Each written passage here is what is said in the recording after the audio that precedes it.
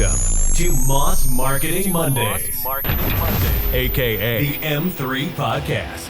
Brought to you by Moss Marketing Group, bringing you everything marketing every Monday.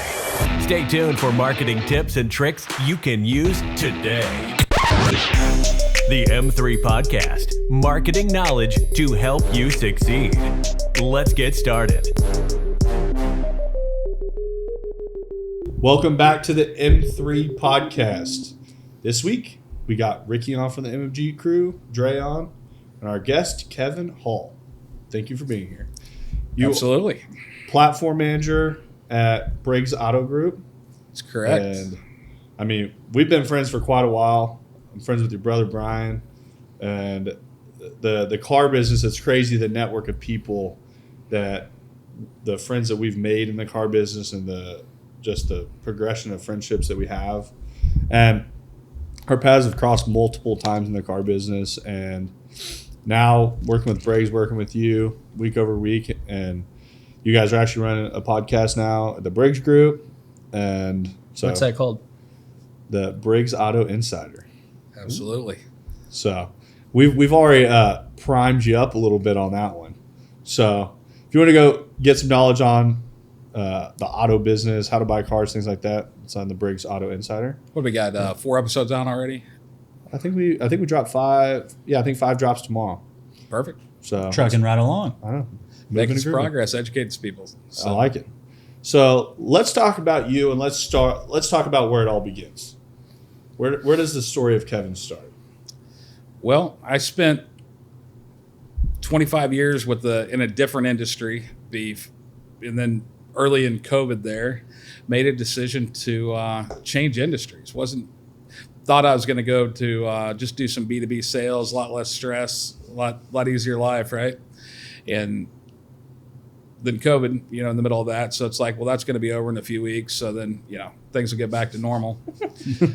My brother was used car director for Oaks. And so he said, well, while you're waiting, figure out what exactly you're going to do. He said, why don't you come sell cars for a little while? I said, yeah, I'm not interested in that. So didn't think that was a good idea. So, and sat at home for another day and realized that sitting at home's not for me. So I said, yeah, I'd come do that. So ended up selling cars for Oaks Kia to start out with. So I went over there. They, Kia, obviously Kia dealer there, didn't know anything about Kias, didn't really know anything about sales of cars, right? Been around sales my whole life.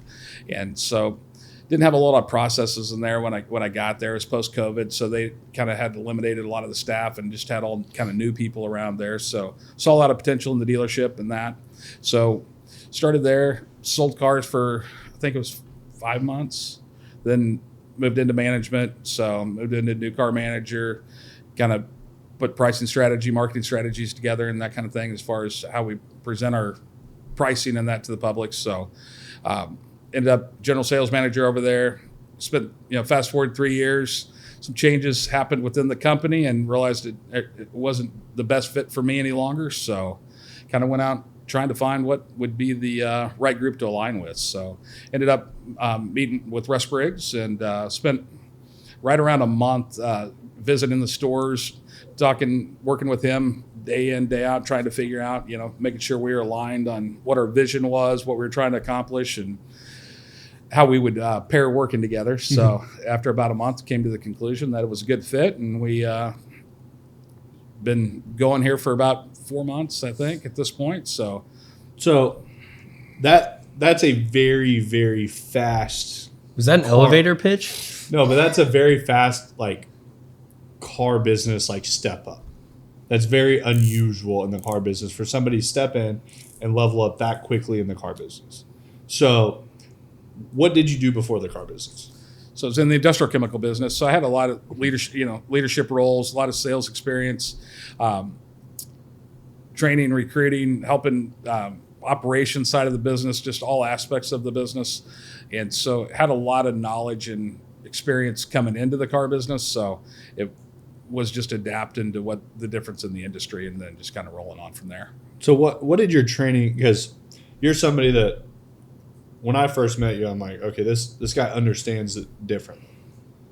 Just from the operations to the sales to the marketing to how it all works in sync together, that what did that education level look like in the first in job number one? Just on the job training really is all, just learn as you go. So the company was really small when I started. I started part-time when I was in high school, and then when moved on to full-time, after school, and just kept, growing with the company and just trying to outwork everybody and trying to learn the job that I wanted and, performing that before it was given to me essentially. So I always had that drive to try to improve processes and improve how things ran and treating people right and help developing the staff. So did you have like certain like mentors in that in job number one? Like what it just, most of the time when you see somebody that has like that level of what they bring to the table, it didn't like poof out of the air. No, so the owner of the company that I worked for 25 years to begin with, name's John. Fantastic guy. He was like a dad to me. I mean, we played golf on the weekends together, but he definitely wasn't easy on me. There was nothing that was handed to me.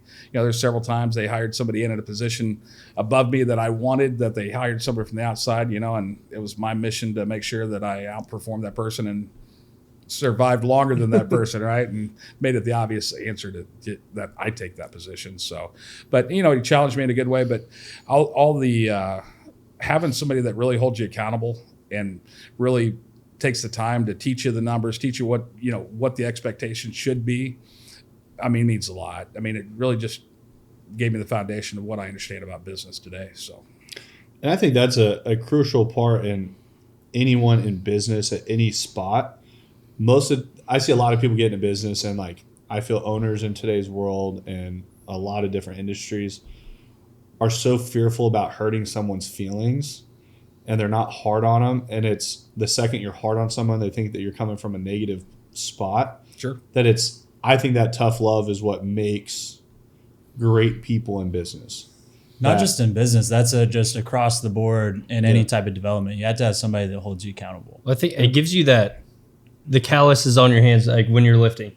You need those, whether sales specifically.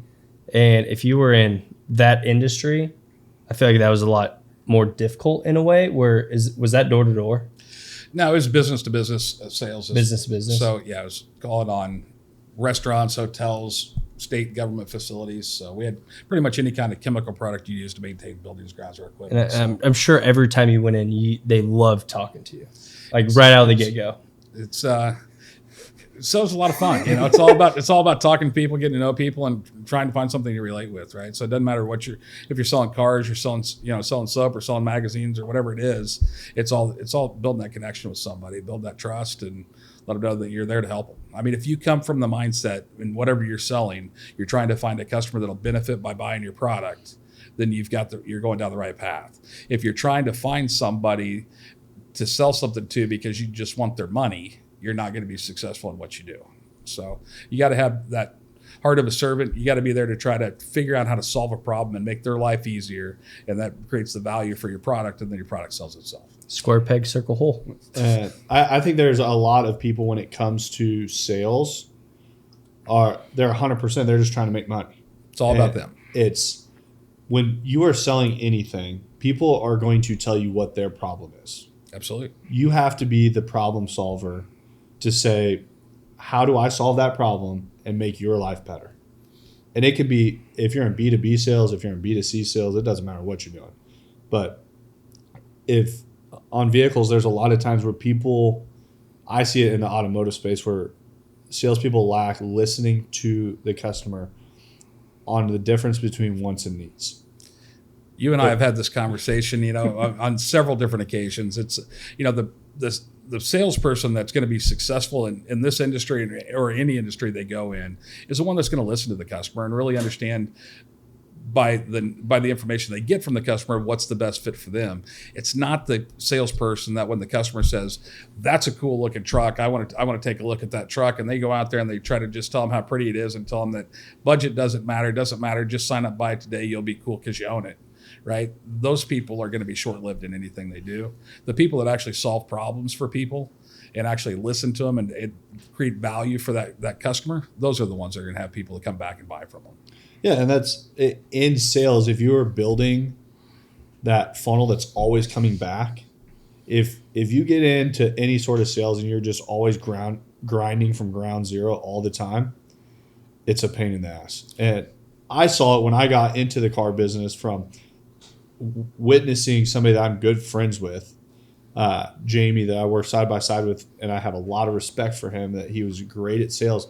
But one of the things I learned the most from him was I'd be home on the weekends, like early on in college, and I'd be sitting in his office and he just has stacks of thank you cards. And he's sitting there, he's like, you write these to every single customer. He's like, every single person buys a car, he goes, this is how you follow up. And it was like, all he was trying to train me was the after the sale. That at that point in my life, I'm 18, 19 years old. I need to get the sale before I can do the thank you cards. 18, 19 years old. I'm like, I don't want to hear that, bro. I'm like, how do I sell the car? Like, how do I get somebody to buy something? Trying to make money today, not in 2 months, I'm dude. like, dude, I need ramen and canned chicken. I want to buy. Like, I want somebody to buy something. And he goes, start thinking about it from this spot. And he goes, you're going to have a lot more success. Well, that's where, when I met with Russ Briggs, with Briggs Auto Group, obviously the founder there, that's one of the things that we really aligned on, was that to walk into a company that's been around for over 45 years and that pretty much half of their business that they sell each month is repeat business, says a lot about how the company treats the customer, right? So it says a lot about the culture there and that. And another thing, the base statement that Briggs uses, it's 100% customer commitment to customer satisfaction, both in the car you buy and in the way that you buy it. Well, that's not just a tagline to sound good online or anything. It's real. One of the things that's monitored is length of term, right? So you go into a lot of dealerships and they're just short-sighted. It's about selling a car today. So they don't care if the car's got 100,000 miles on it. If the bank will approve it for 84 months and that hits the payment the customer wants to be at, they're signing the paper and sending them down the road, right? So what our approach is different. We're going to try to, if the car's, if it's got 50,000 miles on there and it's 5 years old, we're going to limit the amount of term that we're going to offer the customer, because we're going to look out for the customer's best interest, not just ours. And it's a little bit selfish. We want, when they're ready to get a new car, we want to be able to sell them a new car. We don't want to be in a position where they're so far upside down in that car that we can't get them back out of it, right? So it's a little self-serving at the same time, but it puts the customer in a position, so if something changes in their life, that they're prepared, that they can change, they can change and upgrade their vehicle.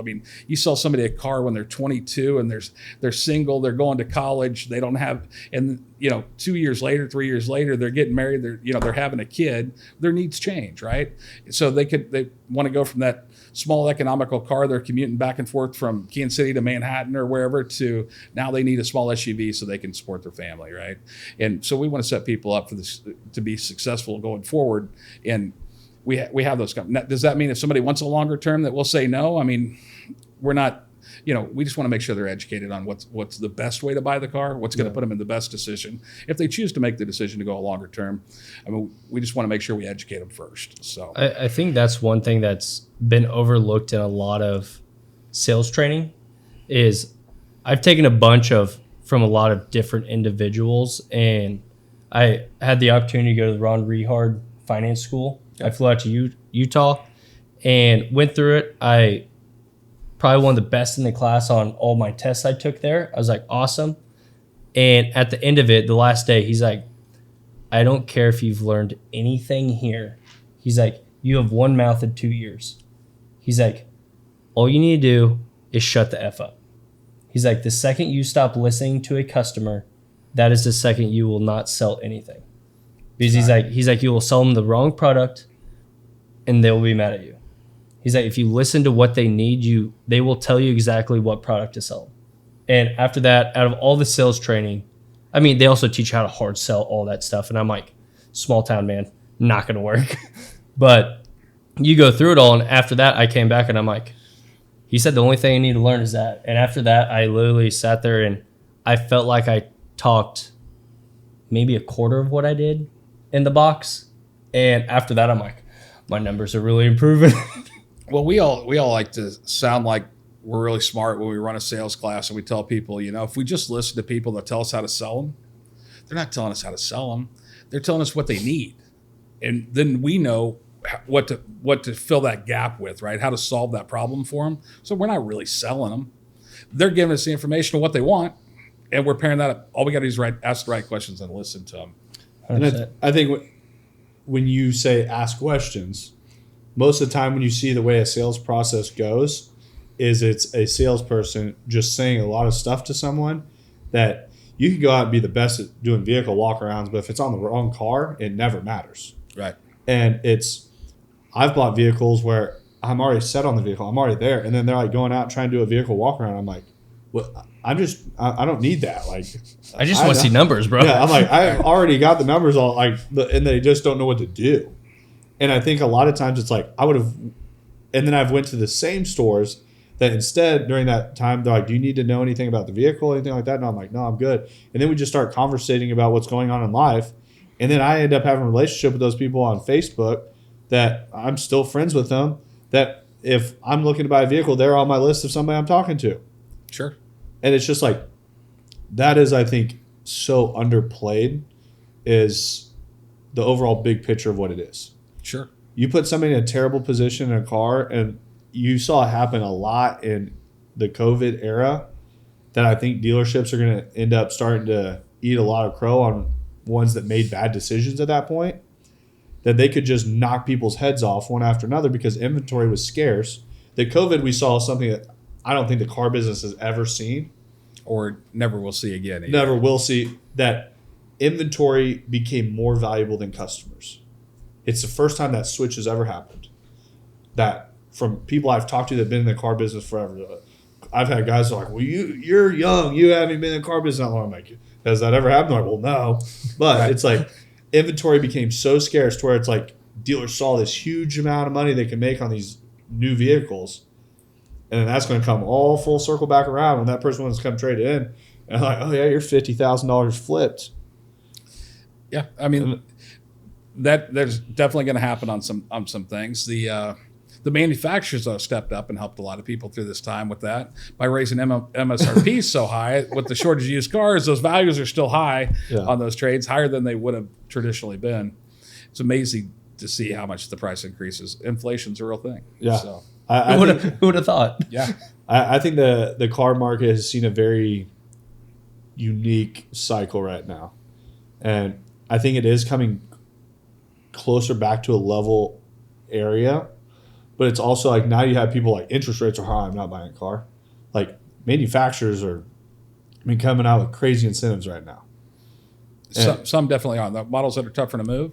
I mean, the average age of the car is older than it's ever been on the road right now, and the miles are higher than they've ever been. So there is some pent-up demand that is going to start rolling out.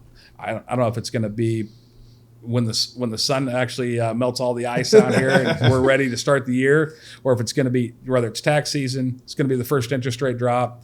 We're going to see some consistency, and we'll see I believe we'll see the market spike back up, and inventory is going to come tight on some desirable models here again pretty soon. Yeah.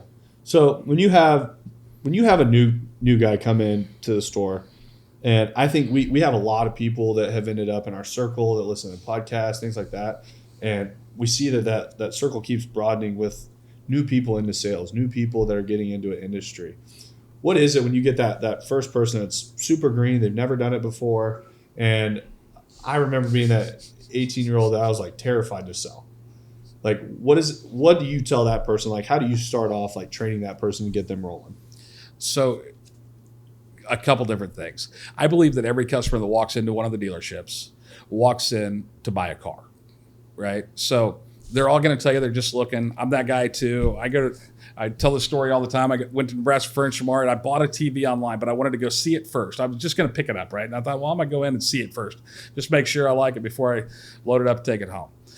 I go in there and there's, a wall of 3,000 TVs there, and salesman walks up right away and says, can I help you? And I'm like, nope, just looking. Right. So, and then I'm like, okay, well, I can't find the one that I bought. I'm trying to match it up. Find a couple of them. Had a couple of questions. What's the difference between these, right? Why is it what I bought hanging on the wall? So trying to find a salesman. Can't find one. Now I'm mad I can't find a salesman, after I told the guy I'm just looking, right? So what we got to do is be welcoming to the people that come in, right? And so when we greet the people, we need to greet them and let them know that we're just here to help them, we're not here to pounce on them. We're not here to try to separate them and their money. It takes a lot for some people to walk into a car dealership. They feel like that we're just trained assassins in there. They're just going to, just unload on them as soon as they walk in the door, and they have no say in what they leave with, right? And it's making sure that we train the staff that I'm associated with, at least, that we're just not that way. We're problem solvers, right? So come in, let's talk a little bit. Let's find out what your needs are, what your wants are, what your budget is, and we try to match you up to what fits that the best. And we figure out what's more important. Is it rarely do we have the car that fits all of those things, right? So it's which one's more important, right? Is it the car, is it the budget, is it the features, right? If we have to have leather and a sunroof, and $300 a month, those things might not all happen with less than 50,000 miles, right? And a third row. Yeah. It's always about the heads-up display. I don't care what anyone says. Yeah. That's what I look for. I'm that guy. So am I. I gotta have the third. I'm like, does it say heads up? They're like, no. I'm like, I don't really want it. Yeah. So I'm with you 100% on that, right? So then we try to educate the customers too, and try to show them, and we show them options, right? So if the budget's important, here's the car that fits the budget, that fits as many of the checklist items as we can, right? And I'm not going to tell them they can't buy something nicer and they can't spend more money. That's entirely up to them. But we got to educate them and show them what that is. It's hard to do that from your couch. It's hard to sit there and understand what those payments are really going to look like when you're sitting at home and trying to puzzle it all together. You can pull out your iPhone, pull up your calculator real quick, or you can get real sophisticated, go to a loan calculator on there and try to figure up some stuff. But how do you know what your interest rate's going to be? There's so many different factors that go into that. But so many people, just the mindset is that I paid $300 when I bought my last car. It's time to upgrade. I'm at $300 again. And reality is just, you're not getting the same thing today that you did 5-10 years ago at that same payment. So it's educating them, showing them what it is, and just showing them we're on their team, right? We don't care. All of our salespeople are non-commissioned. So it's all about customer experience. A big part of their pay plan is based on CSI scores and making sure that we're treating the people right, because that's our focus as a company. So in doing that, it's just pairing them up with what fits best for them, so that way they can get a good survey back and the customer's happy with their experience with us. As long as you're there to solve the problems, then you got the right mindset. If you're there just to try to close a car deal, you're going to lose. I don't know if you've ever sold a car to somebody that they came back a month later and said, this is the wrong car. Yeah. But it's something I did that was a little different than a lot when I sold cars, was I always try to give people a couple options. And if they were looking at a truck and they had a budget that I'm the same way when I go in. Like, I've been at the car lot, and I've started talking with people, and they're like, well, what's your budget? I'm like, well, I'd like to be at X. And even I'm doing in the math in my head, and it doesn't math at all.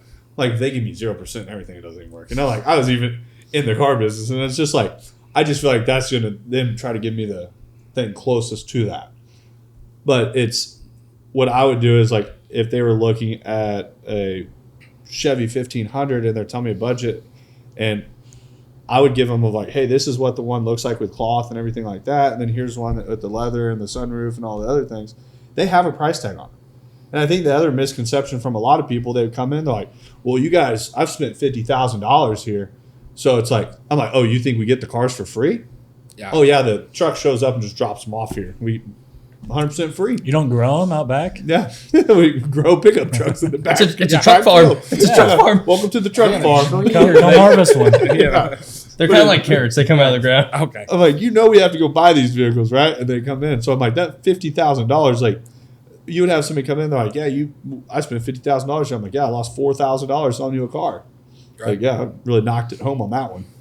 But it's like giving them those options to where hopefully at the end of that deal, it is their choice. Sure. And that's ultimately what we try to do too. I mean, when you're dealing with somebody that can buy anything they want, obviously there's some of those. Sometimes people don't get a choice. So giving them the options on that is, helps a little bit more. But sometimes people really, and a lot of times, people count on us being the professionals, right? So it's our job to really narrow it down. If we do a good job listening, this first car we show them should be the car that hits all their buttons and is the right car for them, right? And then if we vary off from that, we're varying off from budget, we're varying off from options, we're getting away from what they said they wanted. So we always try to start with one. it's a lot easier for them to make a decision if we just give us all the information. We teed it up for them, set it up there, you know. Yeah. So I've experienced the opposite side of this. I went to my fiance's dad went to buy a vehicle. I'm like, hey, I've been in the industry. I'm like, you mind if I come with you? I'm like, I just want to make sure you're being taken care of. Right. And I go with him. Dude's sitting there selling them on almost everything. Not that he wanted. There was a vehicle he wanted 2,500. There was a 1,500. He's like, man, this one's got everything you need. And one of his big things, he's like, man, I've never had a vehicle with powerful mirrors. He's like, I want that. The guy sits there, sells everything. We go outside. I'm like, this is up to you. I'm like, I know that's something you've been wanting. I'm like, what a strange option to have. It's just weird. But it's like, hey, same thing with heads-up display. Everyone's got their guilty pleasure. Right. And his was the folding mirrors. He's like, I hate pulling those things in. What a guilty pleasure, just sitting in the driveway. Just No, but I was sitting there and I was going through it, and the guy sit there. We went through everything. He ended up loved everything else about the truck. Like 2 weeks later, he's like, I should have pulled the trigger. And I was sitting there. I'm like, but that's the thing is, and then a whole other thing. They're like, hey, this like what your interest rate is. I'm like, simple numbers. I'm like, that's not even close. But ended up at the guy's like, well, can you do like X, Y, and Z? And I'm like, dude, we're open to anything. I just want to make sure you're taken care of. And ended up became a very good deal for him. But I was like, the fact 2 weeks later, he's like, yeah, I should have bought this. That's a bad, like, as an individual buying something at that price point that you're like, oh, I don't love it. Yeah. Sucks. It's tough. I mean, I've obviously seen that too. And it's an uncomfortable situation, you know, because you feel bad, but you take a brand new car, you go register the thing, it comes out back as a used car. It's just not worth the same, you know, and that's a tough bill for the for the customer to have to shoulder on that. So it's trying to make sure we listen well and we get them guided the right direction the first time. I think it's the fact of listening well. Is if he would have listened well, he probably could have waited another week, which sucks waiting, but could have had the unit he wanted. Yeah, with the power mirrors. But dude, I'm just saying, it's a guilty pleasure, man. So Ricky also has been in the car business. So I think we just have this pretty much like hiring thing that you have to be in the car business. But it's one of the requirements. One of the requirements. Right. We're going to have to put Logan in. I've looked at your resume. It doesn't look like you've sold cars I don't see a dealership on here. Did you forget that somewhere? Yeah. Have you not listened to the podcast? Right. So, Ricky, when you got in the car business, what was like the first thing you were taught in sales when you came out the gate? The first thing that we were taught. So I remember the first like sales training that we had. We didn't have a very sophisticated training system, really at all. But there were just a handful of times where the guy that was supposed to be doing the training actually did it. We went over, sat in front of the market board. Main thing that he was talking about first was essentially the difference between like XLT Lariat, how big of a price difference that's going to be, especially at the time, and just making sure that you are listening to what the customer actually wants or needs rather, instead of just what they want. Like obviously if you show them the loaded up truck first, they're going to be like, it's hard to step back from that. Absolutely. Whereas if you start at what meets their requirements, meets their needs, then work up the other way, you're going to have a lot more success. We did not have a very sophisticated sales training though. No. So did they teach you to ask a question like, do you want something that's kind of base model or fully loaded? Because fully loaded means standard across the board, right? When somebody says they want something fully loaded, we automatically know that's the highest trim level for every customer. Is that like the limited? Because obviously, fully loaded to somebody that's driving an 05 Malibu is going to be a little different than something fully loaded that comes out of 22 AT4. It's like, you know backup cameras are standard on all vehicles now, right? So you want power windows and a backup camera, fully loaded? Got it, right? I mean, it means so much more to customer, and that's when we talk about asking questions and listening. 100%. All that, you saying that about showing the top trim level. I mean, I've seen, somebody watches all their factory training, and it's like, man, I know all these options. I can't wait for the first victim to come in here so I can go in here and just release this knowledge I just learned. I know you came in 05. This has massaging seats. Right. So unfortunately, that is something that we focused on a lot, was like the nitty gritty of what the different trims are and everything. And it's like, that totally doesn't matter. Like just figure out what they actually want first, and then you're I've seen the rest out. Best salespeople I've seen in the car business know absolutely nothing about cars. Yeah, I mean, it's like I was so bad. It was like one of those knowledge. when I was so fearful. He was over here selling chemicals. He's like, psh. Yeah. I didn't know that. But when I started selling Kias, it's like, so when I first started there, price point, the Seltos, we had like 60 Seltos in stock when I first started there, right at the beginning of COVID there. So they started at like 21 grand and went up to like 28 grand, depending on the trim level. Well, I mean, the first car for some reason I showed was a Seltos. So, I mean, everybody got a Seltos. I became a Seltos expert. Sold 8 of these this week. You wanted to be a $400. I know that was about 421 on that one right there. This is funny. So it's like you're on a budget, limited credit, okay, LX, right? Or you get the S front wheel drive for the same price, right? That's same price. Or you want feature? You want something a little more upscale? EX. Nice. Still Seltos. Everybody's going to Seltos. It's just a good I knew that car. You know? I knew all the features. I knew how to do everything. I knew what every button did. I owned that car. You don't need a third row. So, you don't need a third row. 2 Seltos. Do you like all those kids? Do you really want them all in the car at the same time? I'd say no. Sounds like a headache. Seltos, right? Are you in a sedan? Seltos. So then I learned that the manufacturer gave you some money on certain models that they wanted to move. Sportage. So they had like $4,500 in rebates on Sportages, and they paid me an extra $75 or $100 a car for every RDR that I got in my name, right? Everybody got a Sportage, So it's like with the rebates, they're basically the same price as the Seltos. I just had to learn one more car, And that's a natural step up for people. It's like a Seltos with more room, basically, and doesn't look quite as well. But then the new ones are phenomenal. So, but the dealer principal, he actually had in a meeting, he said, something's happened. We stopped selling Seltos. We got to get a turn rate back on Seltos. Turn time went way too high. Good job on the Sportages, guys. Sportages went through the roof. Those rebates are working. So it was funny. He's like, what do we got to do to sell more Seltos? I said, pay me an extra $100 a car. That's what so I was like, that's the answer. So I was like, that was just found money, I felt like an idiot for missing out on the first couple months. So, but it's funny when you talk about like the loaded up options on cars. That the first time I come to Manhattan, we end up driving around Manhattan, the two of us and Russ, and it's probably like a 2014, 15. Like GMC 1500, and we're driving around, and it's like an SLT. It's like, basic loaded. And basic loaded. It's nothing over, no roof, nothing. Like it's pretty plain inside. Plain SLT. Not loaded. I think. There's different levels to the loaded. Loaded. We're just talking about that. I didn't say fully loaded, so There's I didn't want to confuse anyone out there. Yeah, but. So we're driving around, and Kevin's like, Russ, he goes, you have a full car lot of like really nice cars. Why don't you drive something else? Russ is like, I don't like all them buttons in there because I know how to use all this stuff. I think he might have a point. I was like, I'm like, he's kind of onto something. Hey, an 04 Chevy, those seats, pretty comfy. Yeah. I feel like the newer they've gotten, the stiffer they've gotten. Oh, yeah. My truck's like a complete rock inside. Oh, well, if you're looking for a fully restored 02 plow truck, I got one with flatbed on it right now. I was waiting for you to tell me a Seltos. Yeah. I get an extra 100. Put sports on the back of it, actually.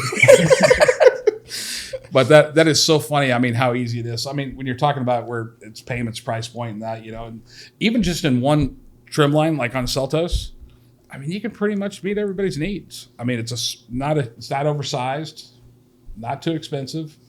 Got all the features, all the current technology and everything on there. It's like, I'll listen to which Seltos you're going to get, right? Out of these options, this one works the best. But it's also, it is difficult when there's two different types of selling in the auto space. There's the person that has Rockstar credit. They can buy whatever they want. That you can sit there and look at 3 different options of vehicle, and you can say, hey, this one has this one has this. Like, what do you want your payment at? You can pick which one you want. Or just pick what you want. I know you're going to pay for it. We've had people come in, I pull credit, and the sales manager's like, show them whatever they want. They can buy whatever they want. You're looking at the credit. It's like 18 pages. They're getting 870. I'm like, Yeah, dang, bro. Nah, what do you want here? But then you get which you still have to sell that person of figuring out, because you can go out there and just show them everything, then you get somebody so overwhelmed that they don't buy anything. Yeah, I'll think on it. It still has to be something that you listen to what their needs are, everything like that, and find what they're looking for. But then you also have people that like would sit there that I was trained in understanding banks first. That's like, hey, these are all the national banks that somebody's probably going to be financed through. And my dad sat there and like I had a list of all these banks and like what the credit range was. So like one of my questions like all the time and like, hey, are you looking to trade in? Like you finance a new car, things like that. Oh yeah, I'm trading in this car. Oh great. Who do you currently have it financed through? And on that one question, I knew if I needed to pull them inside or if I could keep looking. Mm-hmm. And like, hey, we're with Community America over here. I'm like, oh great. I know that they're probably pretty decent credit to be financed through a local credit union. Right. We're good to go. Or they're like, hey, yeah, we're financed through Westlake. Yep. Stop the deal. Like, and then it's like, come inside. Like, I want to make sure that we get within your budget where you want to be, and I don't want to waste your time. I don't want to waste my time either. So then all of a sudden you back up the car deal because of that one question. Sure. So there's different ways of selling. Speaking of backing up, I mean the 870 credit or the 850 credit score, right? That comes in, and they can buy whatever they want. Those are some of the people that are most. I mean, they're all important to list all of them, right? Mm-hmm. So we say they can buy whatever they want. So if we just half listen to them, we show them a truck, and they could pull up and say, "I want to see that blue one over there." And if the first thing we do is just go grab the keys and go show them that blue one, 9 times out of 10, they're going to say, "All right, thanks." And you have no idea what to say next because you didn't find out why they wanted to look at that truck, what it was about that truck. Who it was for. Because maybe it looked okay on the outside, but they opened the door, they looked inside, and it doesn't have a console. It's got a fold-down armrest, and that's something that's important to them. Doesn't have power mirrors or heads-up display. Funny story. We had a truck brought up to Gurnow. I'm like, it was a high country 2500, everything. I was in a high country 1500. I'm like, all right, I'm going to go take a look at this. I needed to trade my truck in, everything. And I go out test driving. My fiance's in the passenger seat. I'm driving. I'm like, she's like, what? I'm like, I know I need to get rid of my truck, but I'm like, I do not like this truck. I'm like, does it have a roof? I'm like, does he have a sensor on the front? I'm like, it just wasn't what I wanted. And then they're like, I literally walked back in. They're like, well, we have like a brand new Denali out there. They're like, just hit the lot today. I was like, Dane's like, go try it. I'm like, no. He's like, if anyone wants to sell something, bring me with you. I'm definitely Dane's a good instigator. He's like, go drive it, dude. He's like, come on, just do it. I'm sitting there. I'm like, what would my payments be? He's like, oh, we'll have to figure it out when we get back. If we go drive around, I'm sitting there. I'm like, way easier to sell them off. I literally just go park, and I'm sitting there. My fiance, she's like, what do you think? I'm like, it's got everything I want. I'm like, dang it. I can see my speed in the window. Yeah, I'm like, it's got my heads up. Important. I'm like, it's got my heads up display. I literally get back. How much money do you save on tickets because you can see it all the time? Dude, I can't stand the heads up display. I would probably get used to it, but I drove one today with heads up display, and it's like a guy that's never had heads up display. I look at it and I'm like, so I don't like what heat. Is the point? Well, it's overrated. How often do you look at your speed in Kansas City? All the time. Really? Yeah. 85 all the time. I just go a little bit faster. If you ever venture on the Kansas side of the line, they actually shoot radar over there. That's a little different. So it's a little bit different over here. I feel like it's not on the they're dealing with I-70. homicides and stuff over here. Over here we got like real crime. Yeah, they some stuff they don't worry about radar guns. They need bigger guns, So over here, it's a little bit we have different. bigger problems in Missouri, okay? Kansas, right? I don't got shit to do. Let's try to catch some hauling ass down the highway over here. They'll get some of that Missouri weed. We can write a bigger ticket too, while we got them pulled over here. So, but we're all parked on the turnpike trying to just bet. So back to what where we're at though. Before we got a little off track there. So on that, the guy that comes in and we just go pull the keys and show them the car, we're not providing the service that they deserve, right? If we want to make money when we sell a car, we got to provide a service. We got to earn that money, right? And that guy, we got to understand what he's looking for, right? Because he might have just drove by and saw it and thought it looks great on the outside, but when he goes and sits in the truck and says, yeah, I got to think about it. we're not going to get the real objection because we haven't made any deposits and shown him that we're trying to help him to try to get that withdrawal for him to have to share that with us and say, yeah, if it had leather, if it had, a console versus I don't want one without a console, or I don't want a console, whatever it is, we get those answers. Or I didn't realize it didn't have a roof.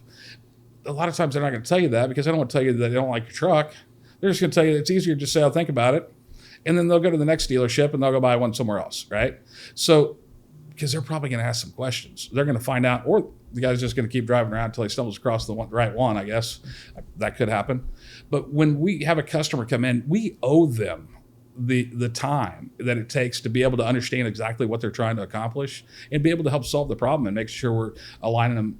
We're the professionals. We're there, the consultant, help guide them into what they're looking for. So I think most customers also don't realize that a dealer can get what you're looking for pretty easily. Yeah. Like most of the time, except during COVID or something like that.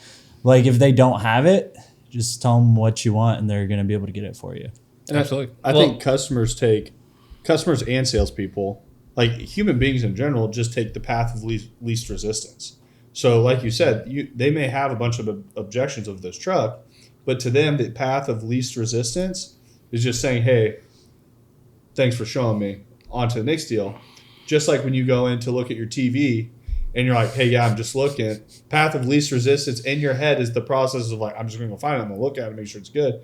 Dre and I go in to buy a TV at Nebraska Furniture Mart too. I'm like, we need a new TV for the office. Oh, you want to talk about someone that got sold? Oh, I got sold hard. Dude, Dan got sold by a guy. Looked like he was straight out of 1970s in some khakis and a shirt that was way too big. And he sat there and sold Dane on this TV. And I'm like, dude, we don't need this TV, bro. I go, we get 85 inches. The easiest person he sold to us the sell wrong mouse. is a salesperson. No question about it. And I actually respected it when I left. I was like, I like that dude. I was like, that was like good. Yeah. But we go in there and I'm like, look at this TV and it's like the cheapest 85 they have. And I'm like, we'll just slap it right in the middle of the office. I'm like, quick, easy. We run over there. I checked that it was in stock. And then when we get over there, this guy's like, you don't want this. He's like, this thing's piece of shit pretty much. You know when they say turn around, just walk? Yeah. And they'll follow? This guy turns around. He's like, oh, come check these out. So and Dane's just like, okay. I'm just hard. Yeah, just sitting there. I'm like, this is not I want to happening. check out what he's showing me. So, of course, I ended up leaving like $2,800. You go into that little special room in Nebraska where all the other TVs are. It's extra nice dark and everything. Extra dark. I had a nice one. I got a story on the other side of this about a TV. So I had my mind made up. I needed a new TV for the garage, and it's like, how much should I really spend on a TV specifically for the garage? Shouldn't I take a TV from somewhere else, upgrade somewhere else, and put an old TV in the garage? No. Didn't seem like the right idea. In the garage. So I'm shopping, and it was like Black Friday kind of stuff, and I'm looking, and I find one at Best Buy that's like $600 or something for a 75-inch, which is what I wanted, and everything I needed, So I'm determined I don't want to spend a bunch of money on this TV for the garage. Now he's got one of them like $4,000 frames. No, this is just the opposite. It's a projector. No, this is just the opposite of your story. So I walk in, I look. The only Best Buy around that had one in stock was Lawrence. So I drove all the way to Lawrence to go get it, and it's sitting on the shelf, out there. So I walk in there, and the sales guy comes up, and I was like, he's like, "Can you need help?" I was like, "Nope, think found what I'm looking for right here." He's like, "Oh, you're looking at that TV, huh?" I was like, "Yeah." I was like, whatever he called it or whatever. I was like, "Yeah." He's like, "Well, let me show you something here real quick." So he goes over there and he got me convinced that I'm just a poor bastard buying a $500 TV or whatever, a $600 TV, that I really need this $5,000 TV. And then I'm just mad about it, just leave. Because I'm like, I'm not spending that kind of money on a TV in the garage. And I didn't get what I wanted, so I went home without a TV for my garage. That's the moral of the story. So he anchored you too high. Yeah, he screwed up the sales. So I went in on a 65. If he would have taken me over to that $3,000 mark, I probably would have left Nebraska. But I think he figured out about right where I was at. Because I'm like, we keep walking down. I'm like, dude, these price tags getting kind of high. And he's like, stopped. He's like, at what point did it feel like it was getting a little high? was it over there? Here or over there? Or over here? Are you talking like right there where the carpet changes? We do that on purpose. So, that's most people. It's playing like a piano down the desk. Where do you catch him at? We go to the casino one night. I did the same thing. I go to Best Buy. I'm like, I'm getting a new 65-inch. I'm like, last night went well. And I was sitting there. I was like, go in. I'm like, 65-inch TV for a living room. I find one. I'm like, this is great. The guy's like, You don't He's want like, that. the thing is, he's like, you won't enjoy the color. I'm like, you why guys won't see I? the TV I'm watching now? What do you mean? I'm like, Shit, I'm blind. I can't see anything. I have a $200 TV I bought on Black Friday 5 years ago. The color's better than anything. Yeah, this is a big upgrade, sir. I think End you up need to get walking the TV over- sales. Fuck. But the thing is, most of the time you end up in the TV, like if you're at Best Buy, Nebraska, wherever, and you're looking at the $800 TV, $600 TV that you're looking at, it's like next to a $5,000 TV, and you're like, holy shit, that doesn't look real good. But like in your house, like you buy it and you're like, oh, damn, that looks good. So It's just because they're side by side. the last salesperson we did talk to in Nebraska, super honest. He's like, your TV will never look like any of these. We're like, Oh, what? he did tell us that. He's like, yeah. They pay a lot of money for that demo, and they're like, just so you know, when you buy them here, they all kind of look the same. That's what he was telling me because Can I get that demo so when our friends come over, I can scroll that on the TV? I'm like, so can we do that with a football game demo? yeah, because he starts off. I'm looking at the TV. He's like, you don't want this one. I'm like, it looks pretty solid. I'm like, dude, I can see the people. Like this aerial Like, it view, looks I can great. see the people walking around. But So to circle back to the car thing, I think we keep selling TVs. well, so I was the car buyer that you came in, the new sales guy went out there and showed him the top trim level when my budget was for the LX. And I left without buying a car because I couldn't humble myself to buy that POS that I was in my budget that I had my mind made up to spend on that day. So I just didn't buy one. And that's, I think a lot of times, like in cars, I'm when the complete opposite. I'm like, it's only $400 more. no, he's saying like humbling someone down, like when you're buying, like it's You show them the there's- top trim level. Oh, you show Try them to the get top? it- to try to get them back to where they're. So if they showed me that Denali, then they're like, but what you can actually get is this high country. I'd be like, I probably would have left, honestly. No, yeah, that's totally right. the worst thing the is number like of people that are going to step up and buy the one that's way over the features they want, way over the stuff they want, and way over the budget they want. They're very few. I mean, once you get into something with a suede headliner, though, how do you take a step back? Yeah, and Pretty easily.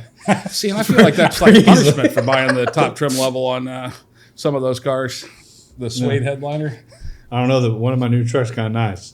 For $300, you can get suede put in. Wow. Yeah. Now, the more you know. Yeah, the more you know. Good job, Drake. So you're saying if this one had suede headliner in it, you take it home today? Because I know a guy, $300. Is that Come back tomorrow. He's gonna call Dre. He's like, "Hey, I need one of them suede headlines put in." Dre's like, "I don't actually know the guy that can do it for $300." I actually do know the players that's here in Kansas City. No, but like Great people. there was like it would irritate me when I had new sales guys that would come in and you would have that like $70,000 diesel sitting out in the grass, like at our dealership right out by the highway. We'd have all these $high diesel trucks, and they would just come booking in, and they have a driver's license and ID, and they're slapping it on the deal. I'm like, what are you driving? Like, I don't know anything about this car deal. Guys here to buy the truck out in the grass. All And I'm right. like, okay, it's pretty hard to revert this deal now. But then you see this truck take off out there, and I'm like, then they come back and then pull his credit. I bet he would like to fucking buy that. But you need to go show him this. This is what he can buy. Oh, dude, he ain't buying a Kia Forte. I'm like, well, 2012 Kia Forte. I'm like, This has good like, books. Like, I'm like, this is like all that they can buy. I'm like, if you would have actually like taken a step back in the beginning, like what we talk about, and do your guest assessment and actually figure out what You're the talking about ones- like a sales process? yeah, like actually do that. No. Those But are it was fake. like- those are fake. It's crazy how much you go over that stuff, and then that new salesperson, like, and you can read them like a book. Like if you go to a car lot, the second they come out, like they are so excited just to go drive something. Right. That you want me to grab the keys? That you got a driver's license, insurance, keys. It's like the power to the key box is what they want to show off to everybody that walks in. Yeah. Check this out. I can pull his keys. You know? Wait, how many you want? I can grab them all. You want to get the keys to two of them? See how the light flashes in there? That's the one we're gonna take. Yeah. See when I put it back in, it can go anywhere. Yeah, it is flashing, of course. You guys are a lot more sophisticated out in Hayes, Kansas. Every single morning, we go unlock all the vehicles and put the key in the visor. It's strapped to the cow, so you have to chase the cow down. That's not advice for. You're also more sophisticated. Our key box was just a box with keys in it. You just open up and just grab what you want. It did lock. If we had a key box, like you guys have a key box and a lot of the newer dealers around here, I'd be pretty excited about that too. See, the key boxes are a lot of fun though. Like, so they have cameras on there, right? So when you check out your key, it takes a picture of the person, and it's like, so you ask somebody, you're like, "Hey, what happened to the key to the car?" Well, I didn't take it. Somebody else must be using my code. They use your head too, because this is you. Picture of you. You right now checking that out. So, No, that ain't me, man. That's Jeff from service, man. The worst was when they would come in and it's like the key box literally sat right next to my desk. Like where my desk sat, it was in my office, like right here, and our numbers were 4-digit numbers. Okay, and the key box like was numbered out like normal numbers, nothing 1 to flashed. 99, nothing crazy. It was simple numbers. If they overlapped, it was in the same stack. If it was a trade, it was on the same one. So it's just the second 2 numbers is where you would find the keys. Like 78A was also still on 78. So I don't think it's like So wait a minute, where would I look for 78?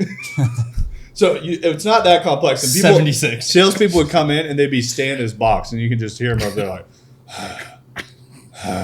And I'm like, what are you looking for? And it's like Ginger, he knows it. He'd be up there all the time, like watching the shit. I'm like, what are you looking for? That 14 escape.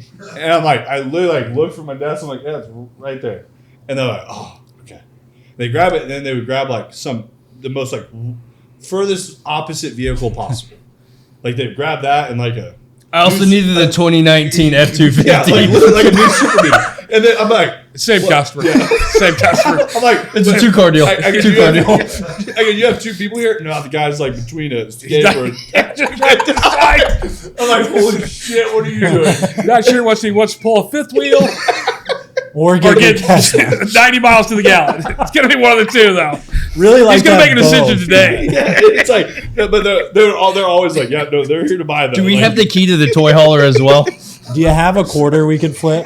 I think we need to flip a Showed a coin. little interest in the golf cart we use on the lot, too. Not really sure, but I know there's a deal. He actually brought his own. He can start it. We're all good. I don't know what I'm selling today, but I'm selling something.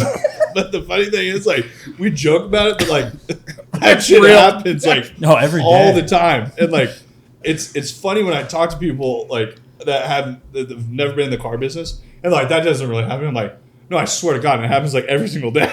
So let me understand. You want to look at the $12,000 Malibu and the $90,000 Denali. Yeah. Tough choice. You know, I'll get you both the keys. Let's go look at them. Drive them both. See It's going to be a what's wrong. toss-up. I know that, right? Which Probably one? a flip of coin would be the best way to decide this. It's like trying to decide what color. Dude, it like baffles me, like the shit that happens all the time on that. With all the hours we work in the car business, if there wasn't some of this that happened, it would be kind of boring. it'd be pretty mind-numbing Yeah. to get through the day, right? And it was funny when I first started selling cars. Like, I think on the sales part, like coming back to that, I think how many salespeople fail because they create their own objections in their head all day, every day. Oh, every time. The first sales manager I had, like, I'm not going to say I learned a ton from this guy by any means, but I get in and I've been watching all this training online stuff, and I'm like, I'm ready. I got my new slacks on. I'm coming in. I look like kind of like a 90s attorney. My slacks are too big. I'm like, just have no idea what I'm doing. And he goes, the first thing he goes, when I give you numbers, he goes, you go out, present them. And he goes, if I hear you talk after you present those numbers, he goes, I'm coming out and firing you on the spot.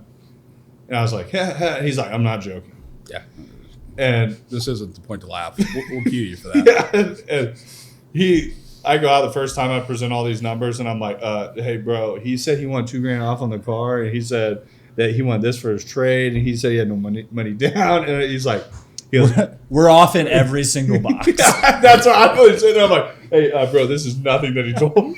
Is this the right one? I was sitting there thinking he gave me the wrong shit. I'm like, did you not listen to anything I told you?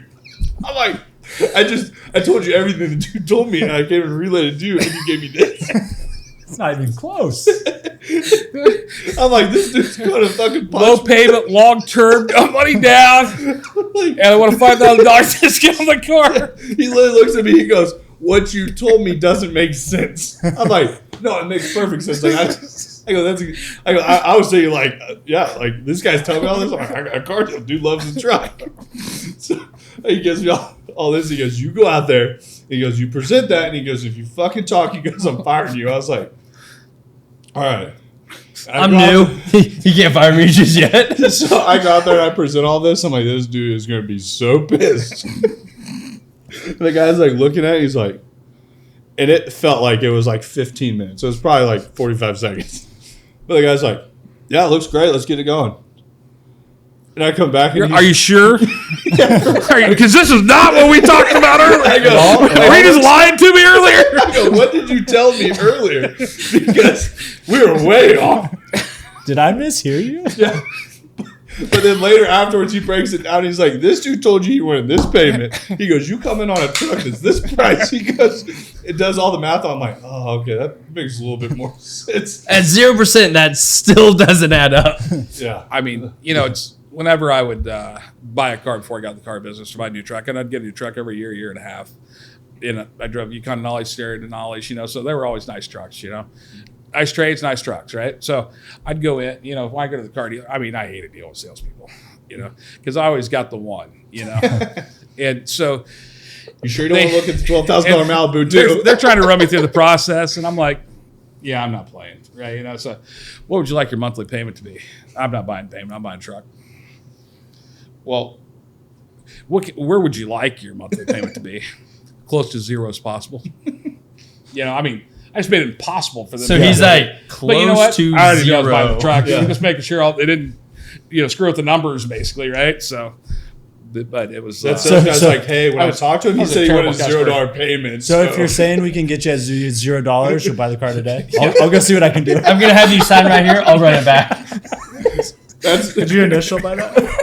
I love when you got the salespeople too that they would like be on something and they would come back and it's like, where the hell did you come thinking we're $300 off on payment? You brought this back here. He was like, and they didn't sign. Well, they said they're not even sure if they're comfortable on that. And I'm like, we're on the wrong car, like by a mile. We got one of two things wrong here. We either got the wrong customer or we got the wrong car. Yeah. So, but I know this isn't the right customer for this car. Yeah. So Did you do? Can I see that customer assessment? I feel like this one's not the correct one. Did you fill it out? Was your goal today disappointment?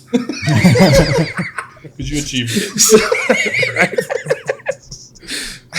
So, what do you see your next 5 years in the car business looking like? So well-trained staff. I want to make sure that we're the store that people come to that actually feel like they got a friend in the car business, right?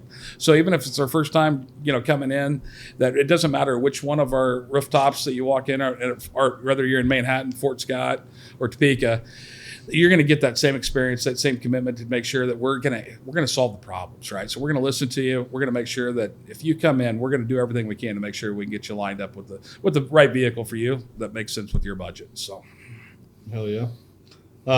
Towards the end of every podcast, I always ask people, and last week I didn't get to ask because the dudes were like 21. So, if you could go back to last year, yeah, what would you tell me? Back 6 months ago, what would you have to yourself? But if you could go back to your 21-year-old self and give yourself one word of advice, what would it be?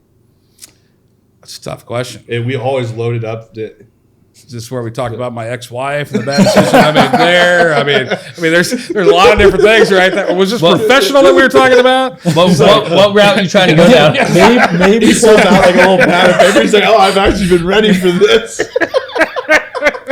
I got a list of 20 things I tell myself. So, I mean, there's obviously financial things that, if we could go back, we'd probably all be a little bit smarter with some things, Bitcoin. So, yeah, Bitcoin. Yeah, no doubt about that. Apple, I mean, ever heard of that? the basics. Google. Get in early. Yeah, Get in early. yeah. Day, How far that's back day. can I go? I predate Google, right? So but some of that stuff. But career-wise, I mean, I think that I had I don't regret anything I did as far as the direction I went there. I think I had the right attitude to try to bring the most amount of value, and that's how you achieve success in business. So, I mean, I would have focused a little bit more on process earlier in my career, and not just think that, just go run circles around everybody and that does it. But actually being able to learn earlier in my career, I guess, that supporting other people, making other people more, successful first would advances you a lot further. So yeah, everybody I hire, or that comes to work for me or the company I represent, I feel like we got an obligation when they choose to come to work for us, that we're going to train them. We're going to give them all the tools they need to succeed, give them the path to get there and everything. If they fail, if I fail as far as I'm concerned. So I definitely think elevating those around you, I think, is something that not enough people focus on. That once you hone in on that, it's a lot easier to move a ship with 20 people than it is moving it with one. Yeah, you don't want to paddle one side and then go run to the other and try to paddle there, right? You'll end up going in circles. Yeah, so it's just one of those things that elevating everyone up, it brings more success for them. It brings more success for you. That if you focus on your success coming second, it's amazing the things that happen. Yeah, always be willing to train your replacement. Yeah. Because as soon as you got somebody to fill your seat, then that gives you the opportunity to move up, right? And I think a lot of people are scared of that, of someone knowing what they know and knowing their spot, because they look at it as a replacement at that level when they don't look as the opportunity to step up to the next level. Absolutely. So, no, I think completely. I think that's a great word of advice. But very, very much appreciate you coming on. Enjoyed it. My head's kind of hurt a little bit from laughing too hard. I haven't laughed that hard for a while on the podcast. But we will put all the links below for Briggs Auto Group. If you're interested in a car, anything like that, you guys have 13 brands. 13 brands under 10 rooftops. Yeah. So, and if you're interested in a career in the car business, reach out, get a hold of me. It's kevin.hall@briggsauto.com. So, or give us a call at any of the stores, ask for me. They'll locate me. They'll find me for you. If you're looking to get in the business or have success in the business, we'd love to have you part of the team. So, yeah, for sure. You do sales and techs, all that? We need people in every aspect. So every aspect of a dealership. If you're looking for a career change, you're looking for buying a car, you're looking for service of a car, anything like that, feel free to reach out to these guys. Kevin is always a phone call away and great to deal with. So, and if you're looking to buy a car, we have those as well. Be glad to help you with any of that. So. if they haven't sold them all yet, but that's tomorrow. I think we might run out. Tomorrow might be the day. No. So we're always stocking over 500 used cars and then over 200 new cars across the brands in stock at any given time. So we're fully staffed, ready to help. So let's ride. So thank you again for coming on. Greatly appreciate it. But thank you too, as always. Enjoyed it. That's M3 Podcast. Peace. Thanks for listening to the M3 Podcast. Be sure to subscribe so you don't miss the next episode.